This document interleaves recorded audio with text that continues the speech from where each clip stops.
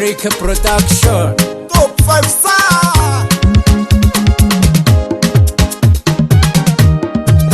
ihangane bibaho mu buzima ntuzabura baguciye intege, mu buzima ntuzabura bakwanga, ariko Imana igutegeye amaboko, bazumirwa bazumirwa bazumirwa. Ubambisi burya nakurura, aho kumvuga ngo usabye kungira inama, icyo umutima ukunze amataguranwa itabi, inzozi zanje zabaye umugisha, ndiho n'ubufisha nkaba nuje, izishe ishamba siko zikundanye, ubuzima burakomeye, iminsi nayo igahindukana, abantu bazumirwa bazumirwa bazumirwa. ihangane bibaho mu buzima ntuzabura baguciye intege, mu buzima ntuzabura bakwanga, ariko Imana igutegeye amaboko, bazumirwa bazumirwa bazumirwa.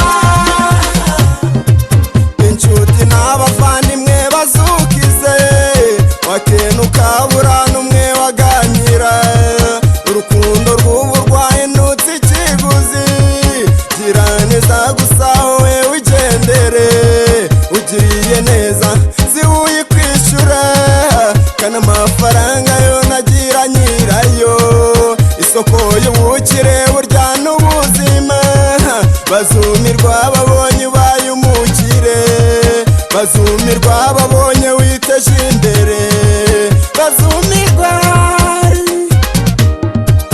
ihangane bibaho mu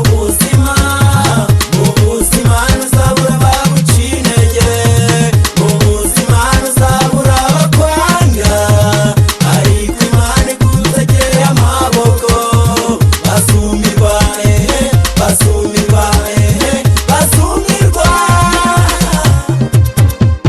ushaba biyamaza beza, babwiza ukuri nibyo bizabahindura, ijambo rwango ababiri bahora mu kanwa, bahora bashaka gutandukanya abakunzi.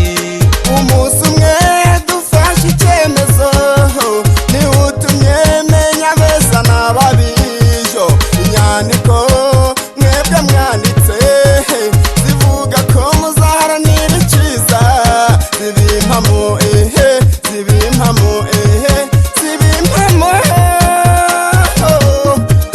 ihangane bibaho mu buzima ntuzabura baguciye intege, mu buzima ntuzabura bakwanga, ariko Imana igutegeye amaboko, bazumirwa bazumirwa bazumirwa. Ketu pasi jibu twabwa Nyagasani, the promoter DJ Mubeni Fisha nanone